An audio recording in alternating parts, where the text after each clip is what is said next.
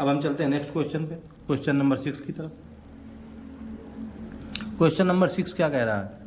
Question number 6 कह रहा है 2 वर्ष के लिए एक निश्चित दर पर निवेशित निश्चित धनराशि पर साधारण ब्याज 1200 रुपये है। 2 वर्ष के लिए ब्याज की समान दर पर निवेशित समान धनराशि पर चक्रवृद्धि ब्याज 1290 रुपये है। मूलधन कितना था? 2 वर्ष के लिए एक निश्चित दर पर एक निवेशित निश्चित धनराशि पर साधारण ब्याज 1200 रुपये है।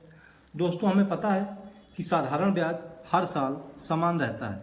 सिंपल इंटरेस्ट प्रत्येक वर्ष सिंपल इंटरेस्ट प्रत्येक वर्ष समान रहता है।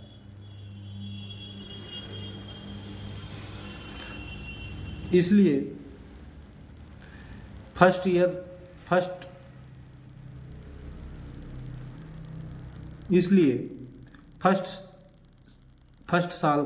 वर्ष का एसआई बराबर सेकेंड वर्ष का एसआई, तो ये हमारा 600 रुपया ब्याज बराबर 600 रुपये ब्याज आ जाएगा। तो हमारा साधारण ब्याज कितना है? साधारण ब्याज हमारा पहले साल 600 रुपये रहा होगा और दूसरे साल भी 600 रुपये रहा होगा, तभी हमारा 2 साल का साधारण ब्याज 1200 रुपये प्राप्त हुआ। अब कह रहा है 2 वर्ष के लिए क्या कह रहा है? कह रहा है 2 वर्ष के लिए ब्याज की समान दर पर निवेशित धनराशि पर चक्रवृद्धि ब्याज 1290 रुपये है। दोस्तों साधारण ब्याज प्रत्येक वर्ष समान रहता है, लेकिन साधारण ब्याज और चक्रवृद्धि ब्याज भी पहले साल ही समान रहता है। पहले साल साधारण ब्याज क्या है? साधारण ब्याज और चक्रवृद्धि ब्याज, साधारण ब्याज और चक्रवृद्धि ब्याज पहले साल समान रहता है। पहले वर्ष समान रहता है। तो पहले साल का हमारा साधारण ब्याज 600 रुपये है, तो हमारा चक्रवृद्धि ब्याज भी पहले साल का कितना आ जाएगा? चक्रवृद्धि ब्याज भी हमारा पहले साल का आ जाएगा 600 रुपये। ठीक है दोस्तों, तो हमारा दूसरे साल का जो 600 रुपये पहले साल का आ जाएगा CI, और दूसरे साल का CI आ जाएगा 690 रुपये। ठीक है दोस्तों, तो ये जो 90 रुपये है यही हमारा बढ़ रहा है चक्रवृद्धि ब्याज साधारण ब्याज से। तो ये जो 90 रुपये है ये 600 का कितने परसेंट है? ये 90 रुपये 600 का दोस्तों 15% है। कितना है? 90 रुपये 600 का 15% है। इसलिए दर बराबर 15% होगी। इसलिए दर बराबर कितनी होगी? दर बराबर होगी 15%। इसलिए दोस्तों हमारी दर निकल के आ गई है 15%। अब हम फार्मूला लगा देते हैं, मूलधन गुणे दर बटे 100 बराबर ब्याज। तो मूलधन P गुणते दर है 15 बटे 100 बराबर ब्याज हमारा 600 रुपये है। तो P बराबर हमारा निकल के आ जाएगा 40 गुणे 100, यानी कि P बराबर 4000 रुपये। ऑप्शन नंबर डी हमारा बिल्कुल सही हो जाएगा दोस्तों, P बराबर 4000 रुपये। ठीक है दोस्तों, ठीक है दोस्तों। अब चलते हैं दोस्तों क्वेश्चन नंबर 7 की तरफ। चलिए क्वेश्चन नंबर 7 क्या कह रहा है जरा देख लेते हैं। कह रहा है लकड़ी का बना एक बंद आयताकार डिब्बा जो 1 सेंटीमीटर मोटी लकड़ी से बना है, जिसके बाहरी आयाम लंबाई 22 सेंटीमीटर, चौड़ाई 17 सेंटीमीटर, ऊंचाई 12 सेंटीमीटर है। यह सीमेंट से भरा हुआ है। कह रहा है कि बॉक्स में सीमेंट का आयतन कितना है। कैसा बना है दोस्तों? बना है बंद आयताकार। ठीक है,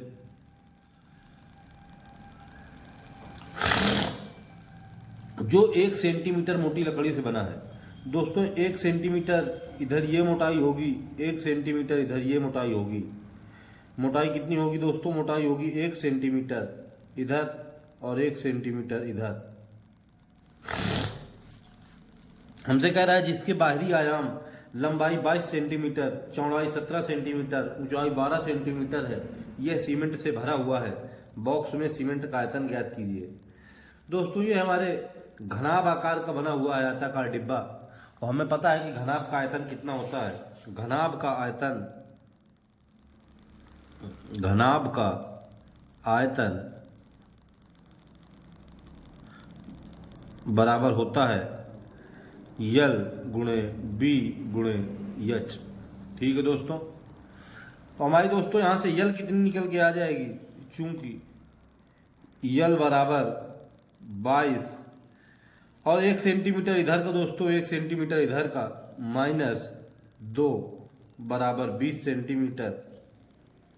ऐसे ही दोस्तों हमारी चौड़ाई यानी कि बी आ जाएगी 17 - 2 बराबर 15 सेंटीमीटर, और हमारी ऊंचाई आ जाएगी एच बराबर 12 - 2 बराबर 10 सेंटीमीटर। अब हमसे कह रहा है बॉक्स में सीमेंट का आयतन, क्योंकि दोस्तों सीमेंट जो है वो अंदर अंदर ही भरी होती है, और हमें दिया हुआ है ये पूरी की पूरी लंबाई, और हमें जो इसकी मोटाई है वो 1 सेंटीमीटर दोनों तरफ से ऐड करके इनमें घटानी होगी, तो हमारी निकल के आ जाएगी इसकी कितनी लंबाई है, कितनी चौड़ाई है और कितनी ऊंचाई है। इसलिए अब हम लिख लेंगे सीमेंट का आयतन, इसलिए सीमेंट का आयतन बराबर क्या निकल के आ जाएगा, सीमेंट का आयतन निकल के आ जाएगा L into B into H बराबर, अब हम लिख देते हैं 20 गुणे 15 गुणे 10, तो ये हमारा आ जाएगा 15 दूनी 30, और एक और 2 जीरो बढ़ा देंगे, 3000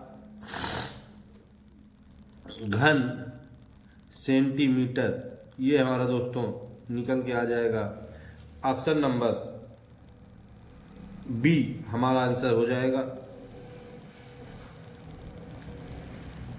ठीक है दोस्तों, आप दोस्तों एक बार फिर से इसको देख लीजिएगा। चलिए हम चलते हैं नेक्स्ट क्वेश्चन की तरफ। देखते हैं क्वेश्चन नंबर 8। कह रहा है दो संख्याओं का लासा और मासा क्रमशः 3 और 2730 है। यदि एक संख्या 78 है तो अन्य संख्या ज्ञात कीजिए। हमें पता है दोस्तों फार्मूला इसका क्या होता है, इसका फार्मूला होता है लासा गुणे मासा बराबर पहली संख्या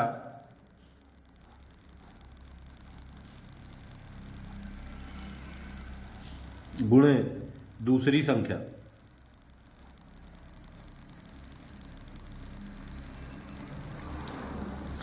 चलिए हम लिखे दे रहे हैं, हमें लासा गिवन है 3, मासा गिवन है 2730 बराबर एक संख्या 78 है, दूसरी संख्या हम माने ले रहे हैं x, तो हम इसको अब सॉल्व की ले रहे हैं। पहले हम 3 से काट दे रहे हैं, 3 1 जा 3, 3 2 जा 6, एक बच जाएगा, 3 6 जा 18। ठीक है दोस्तों, अब हम 13 से काट दिए दे रहे हैं, 13 का 13, 13 दूनी 26, इधर काट देंगे 13 दूनी 26, एक बच जाएगा, 13 का नाम 13, तो 0 आ जाएगा। यानी कि x बराबर 2 से भी इसको काट देंगे, 2 एक नाम 2, 2 0 0, 2 पंचे 10, x बराबर निकल के आ जाएगा हमारा 105। यानी कि यही हमारी अन्य संख्या हो जाएगी। कौन सा ऑप्शन है दोस्तों, ऑप्शन नंबर सी हमारा बिल्कुल करेक्ट हो जाएगा। चलिए क्वेश्चन नंबर नेक्स्ट में चलते हैं। क्या कह रहा है क्वेश्चन नंबर 9।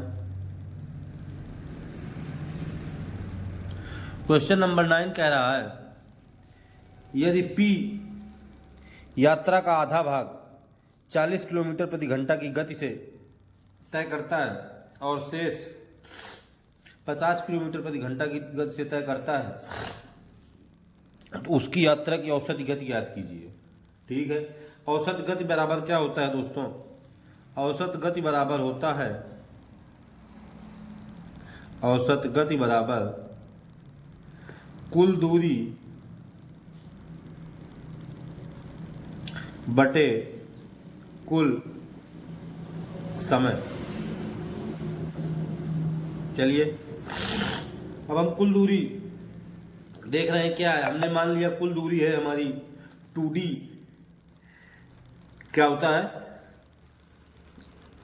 औसत गति बराबर होता है कुल दूरी बटे कुल समय। और क्वेश्चन में क्या कह रहा है कि P यात्रा का आधा भाग 40 किलोमीटर प्रति घंटा की गति से तय करता है। माना कुल दूरी बराबर 2x किलोमीटर, इसलिए आधा भाग बराबर आधा भाग में लगा समय, आधा भाग में लगा समय बराबर दोस्तों होता है दूरी बटे चाल। दूरी हमारी आधी हो जाएगी यानी कि x बटे चाल हो जाएगी 40 किलोमीटर प्रति घंटा, यानी कि x बटे 40 घंटा। शेष आधा भाग में लगा समय, शेष आधा भाग में लगा समय, दूरी हमारी x हो जाएगी और इस बार स्पीड है 50 किलोमीटर प्रति घंटा, x बटे 50 घंटा। ठीक है दोस्तों, अब हम निकाल ले रहे हैं, इसलिए औसत गति बराबर हमें क्या पता है, कुल दूरी है हमारी 2x अपान कुल समय। इन दोनों समय को जोड़ देते हैं, ये आ जाएगा x अपान 40 प्लस x अपान 50। जब हम दोनों को सॉल्व करेंगे तो ये आ जाएगा 2x गुणे इनका दोनों का एलसीएम ले लेंगे तो इनका दोनों का एलसीएम आ जाएगा 200 बटे ये ऊपर पहुंच जाएगा, ये 40 पंचे 200 तो 50x आ जाएगा प्लस ये 40x आ जाएगा। तो यहाँ से निकल के आ जाएगा 2 दूनी 400x बटे 50 40 90x, x से x चला जाएगा, 1 0 से 1 0 चला जाएगा, यानी कि निकल के आ जाएगा 40 बटे 9। क्या निकल के आ जाएगा दोस्तों, निकल के आ जाएगा 40 बटे 9। अब 9 को हम 40 में डिवाइड कर लेंगे तो देख रहे हैं 9 9 चौको 36, फिर 4 बच जाएगा, फिर 9 चौको 36, फिर 4 बच जाएगा, 9 चौको 36, फिर 4 बच जाएगा, 9 चौको 36, फिर 4 बच जाएगा, यानी कि हमारा ऑप्शन हो जाएगा ए नंबर 44.44 किलोमीटर प्रति घंटा। 44.44 किलोमीटर प्रति घंटा। थोड़ी जगह की शॉर्टेज हो गई थी दोस्तों, मैनेज कर लेना। क्या निकल के आ गया, उसकी यात्रा की औसत गति निकल के आ गई 44.44 किलोमीटर प्रति घंटा। ठीक है दोस्तों, चलिए क्वेश्चन नंबर 10 क्या कह रहा है, कह रहा है 15, 25 और 29 का लासा ज्ञात कीजिए। तो हमें दोस्तों एलसीएम ज्ञात करना है। 15 का क्या होता है 3 गुणे 5, 25 का होता है दोस्तों 5 गुणे 5, 29 का दोस्तों 29 ही होता है। इसलिए अब हम एलसीएम निकाल लेंगे, इसलिए एलसीएम बराबर क्या निकल के आ जाएगा, यहाँ से आ जाएगा 3 गुणे 5 गुणे 5 गुणे 29। ठीक है, तो ये हमारा निकल के आ जाएगा 3 गुणे 29 यानी कि 29 गुणे 25। चलिए मल्टीप्लाई करा दे रहे हैं, तो ये 25 नहीं है, क्या होता है 225, कह दिया है 22, 25 दूनी 50 और 22 72 गुणे 3 से मल्टीप्लाई और करा दीजिए, निकल के आ जाएगा 3 5 15, कह दिया है 1, 3 दूनी 6 1 7, 3 7 21, 2175। ये हमारा निकल के आ जाएगा दोस्तों। कौन सा ऑप्शन है, ऑप्शन नंबर सी, ये हमारा करेक्ट आंसर हो जाएगा। 2175 हमारा एलसीएम निकल के आ जाएगा 15, 25 और 29 का। हमें एलसीएम निकालने में क्या करना होता है, एलसीएम निकालने में इनके गुणनखंड करने होते हैं। 15 का हमने कर लिया 3 गुणे 5, 25 के हमने कर लिया 5 गुणे 5, 29 का हमें 29 ही पता है क्योंकि यह भाज्य गुणनखंड है। अब एलसीएम निकालना है तो जितनी भी संख्याएं दी होती है उन सबका गुणा कर दिया जाता है। तो 3 गुणे 5 गुणे 5 गुणे 29, 5 का हमने 25 कर दिया, 3 गुणे 29 25 का पहले 29 से मल्टीप्लाई करा दिया तो 725 आ गया, 3 से मल्टीप्लाई करा दिया तो 2175 आ गया। ऑप्शन नंबर सी हमारा बिल्कुल करेक्ट हो जाएगा। ठीक है दोस्तों, चलिए चलते हैं नेक्स्ट क्वेश्चन, क्वेश्चन नंबर 11 की तरफ।